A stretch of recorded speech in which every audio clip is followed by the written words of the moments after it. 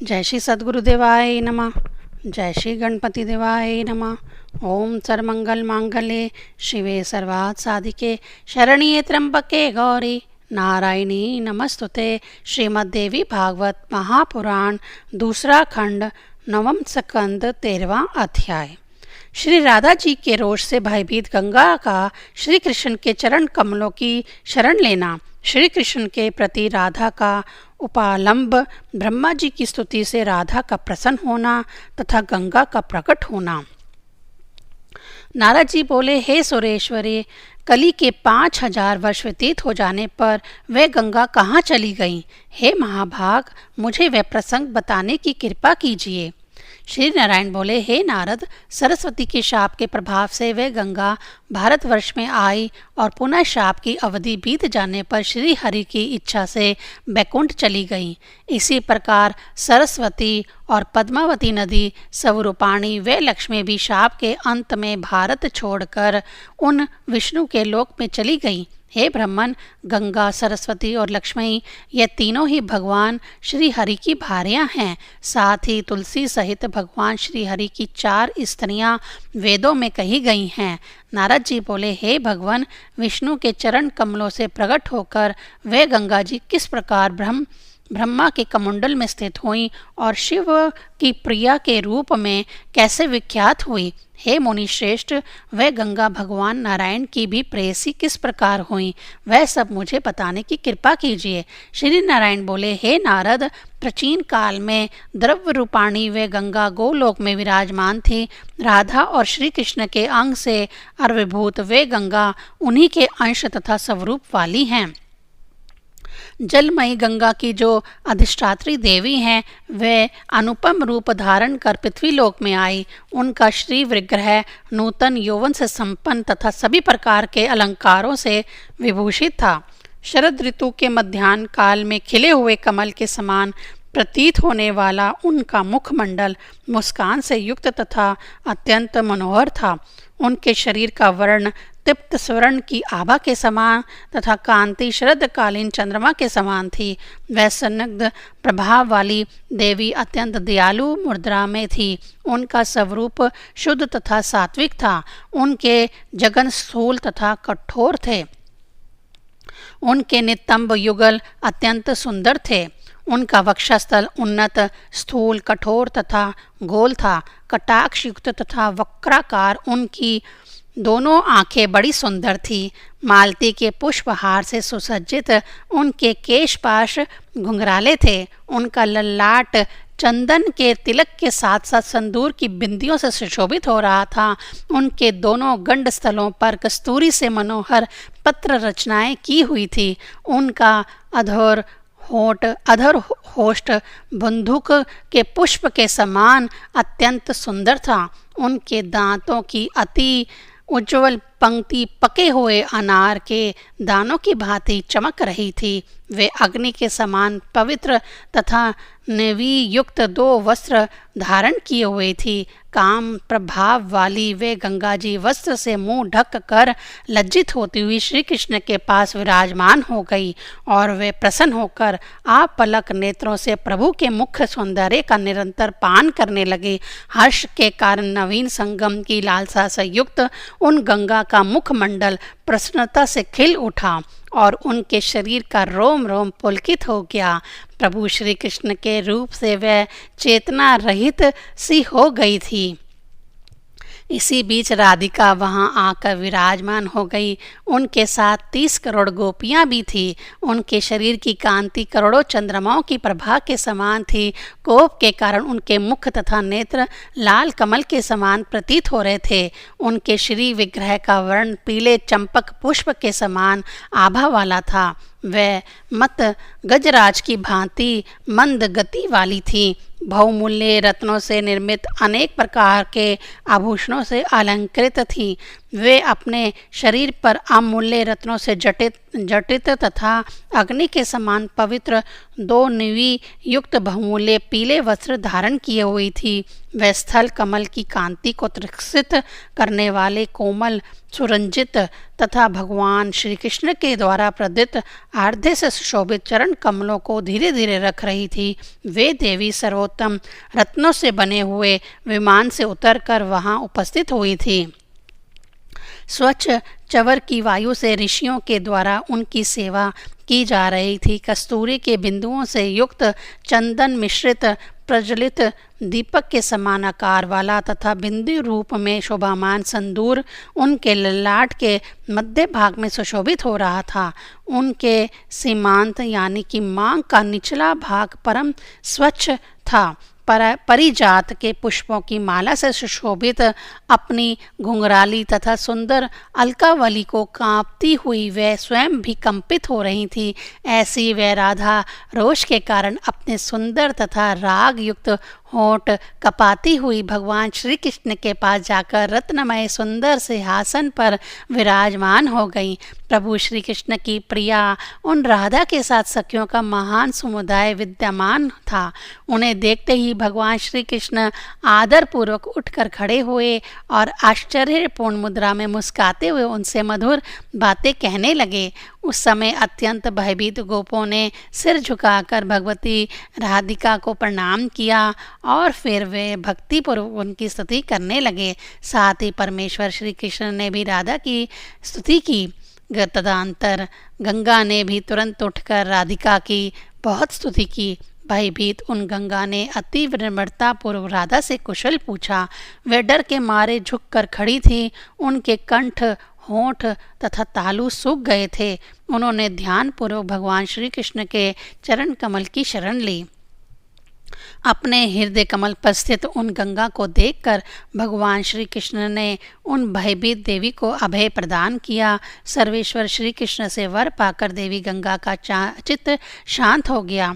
तदनंतर गंगा ने राधा को ऊंचे आसन पर विराजमान देखा। उनका रूप परम मनोहर था। उन्हें देखने में सुख प्राप्त हो रहा था और वे ब्रह्म तेज से दीप्तिमान हो रही थी।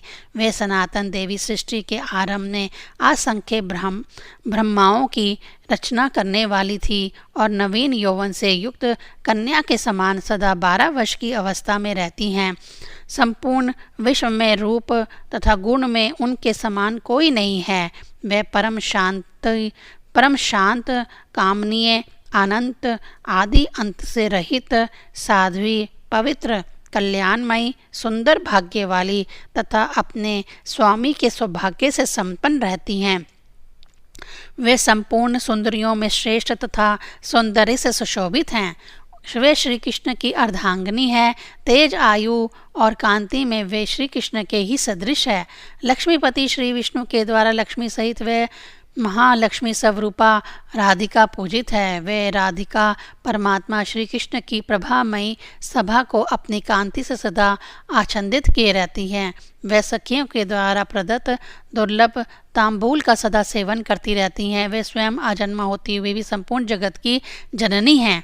वे भगवान श्री कृष्ण को प्राणों से भी अधिक प्रिय उनके प्राणों की अधिष्ठी देवी धान्य मानने और तथा माननी और मनोरम है। हे नारद, उस समय उन रसेश्वरी राधिका को देखकर सुरेश्वरी गंगा तृप्त नहीं हुई और वे आपलक नेत्रों से राधा की सौंदर्य सुधा का पान करने लगी। हे मुनि, इसी बीच शांत और विनम्र स्वभाव वाली राधा मुस्कुराकर मधुर वाणी में जगदीश्वर श्री कृष्ण से कहने लगी। राधा बोली, हे प्राणेश, पास में बैठकर आपके मुस्कान युक्त मुख कमल को मुस्कुराकर तिरछी दृष्टि से देखती हुई वह कामना युक्त सुंदरी कौन है?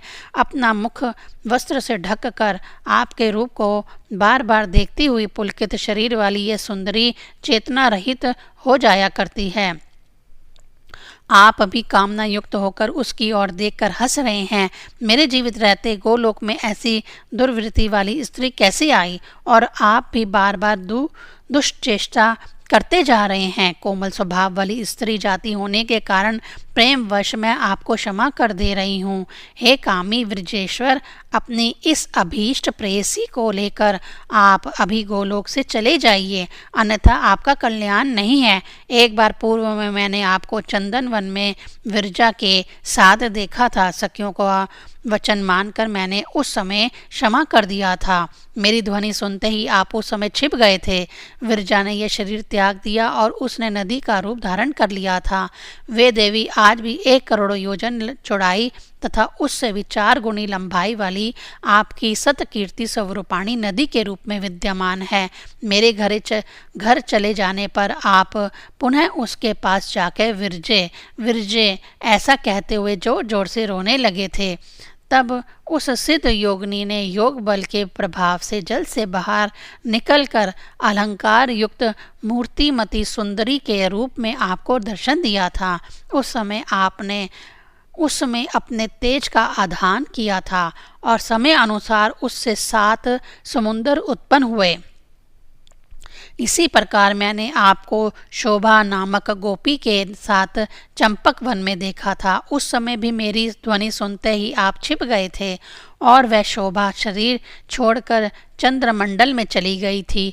तब उसका शरीर परम सुंदर तथा तेजोमय हो गया था। तत्पश्चात आपने दुखित हृदय से उस तेज को विभक्त करके कुछ तेज रतन को, कुछ स्वर्ण को, कुछ श्रेष्ठ मणियों को, कुछ स्त्री के मुख कमल को, कुछ राजा को, कुछ नव पल्लवों को, कुछ पुष्पों को, कुछ पके फलों को, कुछ फसलों को, कुछ राजाओं के सुसज्जित महलों को, कुछ नए पत्तों को और कुछ तेज दुग्ध को प्रदान कर दिया। इसी प्रकार मैंने वृंदावन में आपको प्रभा नामक गोपी के साथ देखा था।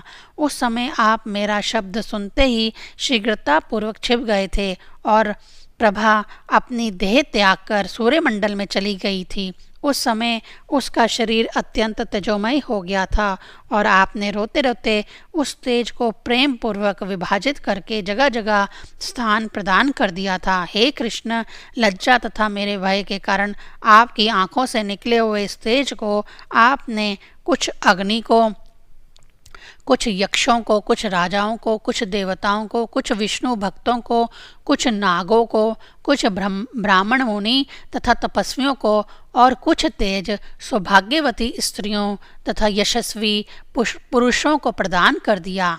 इस प्रकार इन सबको वह तेज प्रदान करके पूर्व काल में आपने बहुत रुदन किया था। इसी तरह एक बार मैंने आपको शांति नामक गोपी के साथ रास मंडल में देखा था। बसंत ऋतु में रत्नमय दीपकों से युक्त रत्न निर्मित महल में आप माला धारण किए तथा शरीर में चंदन लगाकर और विभिन्न प्रकार के आभूषण पहनकर अनेक विध रत्न आभूषणों से अलंकृत उसके साथ पुष्प की शैया पर विराजमान थे।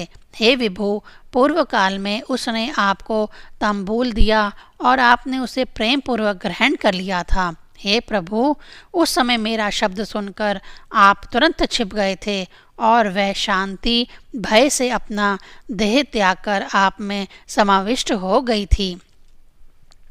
तब उसका शरीर उत्तम गुणों के रूप में परिणित हो गया। तदंतर रोते हुए आपने उसे विभाजित करके प्रेम पूर्वक विश्व में बांट दिया था। हे प्रभु, उसका कुछ अंश निकुंज में, कुछ भाग ब्राह्मणों में और कुछ भाग मुझ राधा में समाहित हो गया। हे विभो, फिर आपने उसका कुछ भाग शुद्ध स्वरूपा लक्ष्मी को, कुछ भाग उस अपने मंत्र के उपासकों को, कुछ भाग शक्ति की आराधना करने वालों को, कुछ भाग तपस्वियों को, कुछ भाग धर्म को और कुछ भाग धर्मात्मा पुरुषों को दे दिया। इसी तरह पूर्व काल में मैंने आपको क्षमा नामक गोपी के साथ देखा था। आप सुंदर वेश धारण करके, माला पहनकर तथा शरीर में गंध और चंदन का लेप करके, रत्नों के आभूषणों से अलंकृत और गंध चंदन चर्चित उस क्षमा के साथ पुष्प तथा चंदन से सुशोभित, चंदन से सुरभित शैया पर सुखपूर्वक अचेतन अवस्था में विराजमान थे। उस निद्राग्रस्त सुंदरी के साथ आप सुखपूर्वक क्रीड़ा में संसक्त थे। उसी समय पहुंचकर मैंने उस क्षमा को तथा आपको जगाया था। इस बात को आप स्मरण कीजिए। उस समय मैंने आपका पीताम्बर, मनोहर मुरली, वनमाला, कौस्तुभ और बहुमूल्य रत्नमय कुंडल ले लिया था, किंतु बाद में सखियों के प्रेम पूर्वक कहने पर उसे आपको लौटा दिया था। हे प्रभु, उस समय आप लज्जा तथा पाप से कृष्ण वर्ण के हो गए थे। तत्पश्चात लज्जा के कारण क्षमा अपना शरीर त्याग कर पृथ्वी में समा गई और उसका शरीर उत्तम गुणों के रूप में परिणित हो गया। तब रोते हुए आपने उस क्षमा का विभाजन करके उसे प्रेम पूर्वक अनेक लोगों को दे दिया। उसका कुछ अंश विष्णु को, कुछ विष्णु भक्तों को, कुछ धार्मिक पुरुषों को, कुछ धर्म को, कुछ दुर्लभों को तथा कुछ दुर्बलों को, कुछ तपस्वियों को, कुछ देवताओं को और कुछ भाग पंडितों को आपने दे दिया था। हे प्रभु, यह सब मैंने आपको बता दिया। अब आप और क्या सुनना चाहते हैं?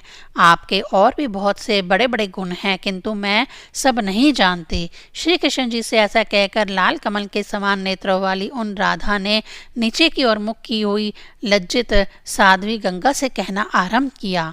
तभी सिद्ध योगिनी वे गंगा योग के द्वारा सभी रहस्य समझकर सभा के मध्य में अंतर्ध्यान होकर अपने जल में प्रविष्ट हो गई।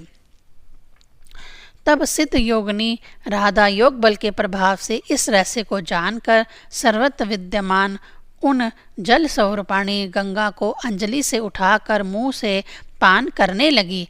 तत्पश्चात सिद्ध योगिनी गंगा योग बल से इस रहस्य को जान लेने के उपरांत भगवान श्री कृष्ण के चरण कमल में प्रवेश कर गई और उनके शरणागत हो गई। तब राधा ने गोलोक, बैकुंठ तथा ब्रह्मलोक आदि सभी स्थानों में गंगा को खोजा, किंतु उन्हें कहीं भी गंगा दिखाई नहीं दी। उस समय सर्वत्र जल का भाव हो गया तथा सूखा, कीचड़ और गोला दिखाई दे रहा था, जो जलचर जंतुओं के मृत शरीरों से युक्त था। ब्रह्मा, विष्णु, शिव, अनंत, धर्म, इंद्र, चंद्रमा, सूर्य, मनुगण, मुनिवृंद, देवता, सिद्ध और तपस्वी ये सभी गोलोक चले गए। उस समय उनके कंठ, होंठ तथा तालु सूख गए थे। वहां पहुंचकर उन सब ने प्राकृतिक से भी परे सर्वेश्वर, श्रेष्ठ, पूज्य, वरदायक, वरिष्ठ वर के कारण स्वरूप सभी गोपों तथा गोपियों के समुदाय में सर्वश्रेष्ठ, कामना रहित, निराकार, आसक्तिहीन, निराश्रय, निर्गुण, निरुत्साह, निर्विकार, निर्दोष, अपनी इच्छा से साकार रूप में प्रकट होने वाले, भक्तों पर कृपा करने वाले, सत्व स्वरूप, सत्येश्वर, सबके साक्षी स्वरूप तथा सनातन प्रभु श्री कृष्ण को प्रणाम किया। उन परम परमेश्वर, परमात्मा, सर्वेश्वर श्री कृष्ण को प्रणाम करके वह सब भक्ति के कारण अपने मस्तक झुकाकर उनकी स्तुति करने लगे। उस समय उनकी वाणी गदगद हो गई थी, उनकी आंखों में आंसू भर आए थे और उनके शरीर के रोम रोम पुलकित हो गए थे। इस प्रकार उन सब ने सर्वेश्वर, परा, अतपरा, ज्योतिर्मय, विग्रह वाले, पर ब्रह्म तथा सभी कारणों के भी कारण, बहुमूल्य रत्नों से निर्मित विचित्र सिंहासन पर विराजमान, गोपालों के द्वारा श्वेत चवर डुलाकर सेवा किए जाते हुए, प्रसन्नता पूर्वक मुस्कुराते हुए, गोपिकाओं का नित्य संगीत देखने में संलग्न, राधा के लिए प्राणों से भी अधिक प्रिय, राधा के वक्षस्थल में स्थित तथा उन राधा के द्वारा दिए गए सुवासित तांबूल का सेवन करते हुए उन परिपूर्णतम सुरेश्वर भगवान की स्तुति करके उन्हें रास मंडल में विराजमान देखा। सभी मुनि, स्वयंभू आदि मनु, सिद्ध तथा तपस्वी महात्मा प्रसन्नचित्त हो गए। उन्हें महान आश्चर्य हुआ। एक दूसरे को देखकर वे सभी लोग जगत प्रभु चतुर्मुख ब्रह्मा से अपना वांछित अभिप्राय कहने लगे। उनका वचन सुनकर ब्रह्मा जी भगवान विष्णु को दाहिने और महादेव को बाएं करके परम आनंद से परिपूर्ण श्री कृष्ण तथा परमानंद स्वरूपाणी राधा के पास पहुँचे। उस समय ब्रह्मा जी ने रास मंडल में सब कुछ श्री कृष्णमय देखा। सबकी वेशभूषा एक समान थी, सभी लोग समान आसन पर विराजमान थे। सभी लोगों ने 2 भुजाओं वाले श्री कृष्ण के रूप में हाथ में मुरली ले रखी थी। सभी लोग वनमाला से सुशोभित थे। सबके मुकुट में मोर के पंख लगे थे। सभी लोग कौस्तुभ मणि से शोभामान हो रहे थे। गुण भूषण रूप तेज आयु और कांति से संपन्न उन सबका विग्रह अत्यंत कोमल सुंदर और शांत था। सबके सब पूर्ण परिपूर्णतम और संपूर्ण ऐश्वर्य से संपन्न थे।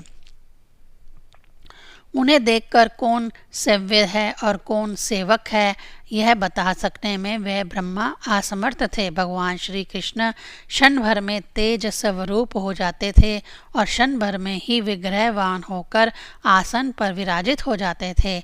इस प्रकार ब्रह्मा जी ने एक ही क्षण में उनके साकार तथा निराकार दोनों प्रकार के रूपों को देखा।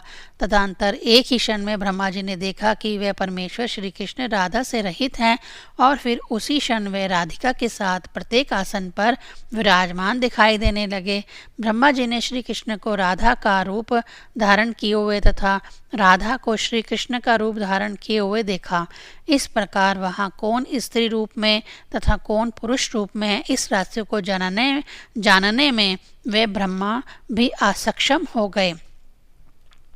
तत्पश्चात ब्रह्मा जी ने अपने हृदय कमल पर विराजमान श्री कृष्ण का ध्यान करके ध्यान नेत्र से उनका दर्शन किया और स्त्री पुहा भाव विषयक संशय का अनेक प्रकार से निराकरण करते हुए भक्ति पूर्वक उनका स्तवन किया। इसके बाद भगवान की आज्ञा से उन्होंने अपने नेत्र खोलकर देखा कि वे आदित्य श्री कृष्ण राधिका के वक्षस्थल पर स्थित हैं। वे अपने पार्षदों से घिरे हुए हैं और गोपिकाओं के समुदाय से सुशोभित हो रहे हैं। तदंतर उन ब्रह्मादि देवताओं ने परमेश्वर श्री कृष्ण का दर्शन करके उन्हें प्रणाम किया और फिर उनकी स्तुति की। तदंतर सभी प्राणियों के आत्म स्वरूप सब कुछ जानने वाले सर्वेश्वर तथा सबका सृजन करने वाले लक्ष्मीपति भगवान श्री कृष्ण उन देवताओं का अभिप्राय समझकर उनसे कहने लगे।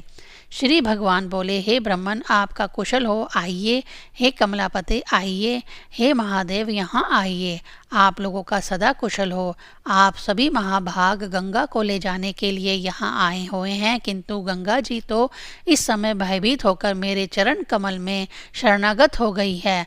जब वे गंगा मेरे सानिध्य में थी तब उन्हें देखकर पी जाने के लिए राधिका उद्यत हो गई थी, इसीलिए वह मेरे सानिध्य में आ गई। मैं आप लोगों को उन्हें अवश्य दे दूंगा, किंतु आप लोग पहले उन्हें भय मुक्त कीजिए।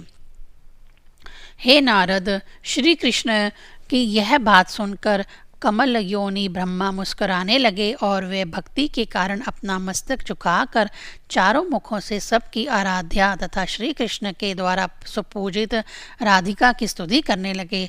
उनकी स्तुति करके चारों वेदों को उद्धारण करने वाले चतुर्भुज ब्रह्मा राधा से इस प्रकार कहने लगे। चतुरानन बोले, भगवान शंकर की संगीत ध्वनि से मुग्ध आपके तथा प्रभु श्री कृष्ण के द्रव्य रूप में परिणित हुए अंग से वह गंगा रास मंडल में प्रकट हुई थी।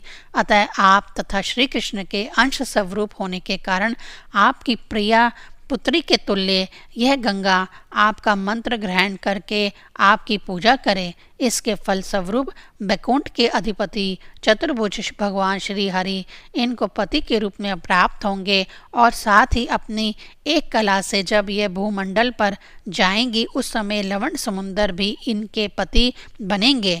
हे अंबिके, यह गंगा जैसे गोलोक में है वैसे ही इन्हें सव्रत रहना चाहिए। आप देवेश्वरी इनकी माता हैं और वह सदा आपकी पुत्री हैं। हे नारद, ब्रह्मा का यह वचन सुनकर राधा ने हंसते हुए सभी बातें स्वीकार कर ली। तब वह गंगा श्री कृष्ण के चरण के अंगूठे के नख से अग्रभाग से बाहर निकली। वहाँ सब लोगों ने उनका सत्कार किया और वे सबके मध्य शांत होकर स्थित रहीं। तब जल स्वरूपा गंगा की अधिष्ठात्री देवी जल से निकलकर वहीं पर विराजमान हो गई। उस समय ब्रह्मा जी ने गंगा को कुछ जल अपने कमंडल में रख लिया और कुछ जल चंद्रशेखर भगवान शिव ने अपने मस्तक पर धारण कर लिया।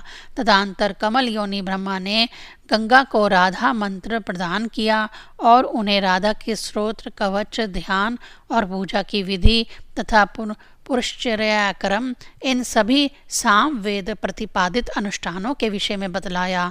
गंगा ने इन नियमों के द्वारा उन राधा की विधिवत पूजा करके नारायण के साथ बैकुंठ के लिए प्रस्थान किया। हे मुने, लक्ष्मी, सरस्वती, गंगा और विश्वपानी तुलसी, ये चारों देवियां भगवान नारायण की ही पत्नियां हैं। इसके बाद वे श्री कृष्ण हंसकर उन ब्रह्मा को दुर्बोध, सूक्ष्म तथा सम्यक वृत्तांत बताने लगे। श्री कृष्ण बोले, हे ब्रह्मन, आप गंगा को ग्रहण कीजिए। हे विष्णु, हे महेश्वर, हे ब्रह्मन, आप लोग ध्यान पूर्वक काल का वृत्तांत मुझसे सुनिए। आप लोग तथा अन्य देवता, मुनि, मनुगण, सिद्ध तथा यशस्वी जन जो यहाँ आए हुए हैं, केवल ये लोग ही काल चक्र के प्रभाव से रहित इस गोलोक में जीवित हैं। इस समय कल्पक्षय के कारण संपूर्ण विश्व जल से आप्लवलित हो गया है। अन्य ब्रह्मांडों में रहने वाले जो ब्रह्मा आदि देवता हैं, वे मुझ में विलीन हो गए हैं। हे पद्मज, इस समय केवल बैकुंठ को छोड़कर संपूर्ण ब्रह्मांड जल में डूबा हुआ है। आप जाकर ब्रह्मलोक आदि लोकों की पुनः सृष्टि कीजिए। आप अपने ब्रह्मांड की रचना कीजिए, इसके बाद गंगा वहाँ जाएगी। इसी प्रकार इस सृष्टि के अवसर पर मैं अन्य ब्रह्मांडों में भी ब्रह्मा आदि की रचना का प्रयत्न कर रहा हूँ। अब आप देवताओं के साथ यहाँ से शीघ्र जाइए। आपका बहुत समय व्यतीत हो चुका है। ना जाने कितने ब्रह्मा समाप्त हो गए और ना जाने कितने ब्रह्मा अभी होंगे। हे मुने, ऐसा कहकर राधिका नाथ भगवान श्री कृष्ण अंतःपुर में चले गए और ब्रह्मादि देवता वहाँ से चलकर प्रयत्न पूर्वक सृष्टि कार्य में संलग्न हो गए। तब गोलोक, बैकुंठ, शिवलोक और ब्रह्मलोक तथा अन्यत्र भी जिस जिस स्थान पर गंगा को रहने के लिए परमात्मा श्री कृष्ण ने आज्ञा दी थी, उस पर वे गंगा चली गईं। वे गंगा भगवान विष्णु के चरण कमल से निकली हैं, इसीलिए वे विष्णुपदी कही गई हैं। हे ब्राह्मण, इस प्रकार मैंने आपसे गंगा के इस सर्वोत्तम, सुखदायक, मोक्षप्रद तथा सार गर्भित ख्यान का वर्णन कर दिया। अब आप पुनः क्या सुनना चाहते हैं? 13वां अध्याय समाप्त। ओम ऐं ह्रीं क्लीं चामुंडाय विच्चे।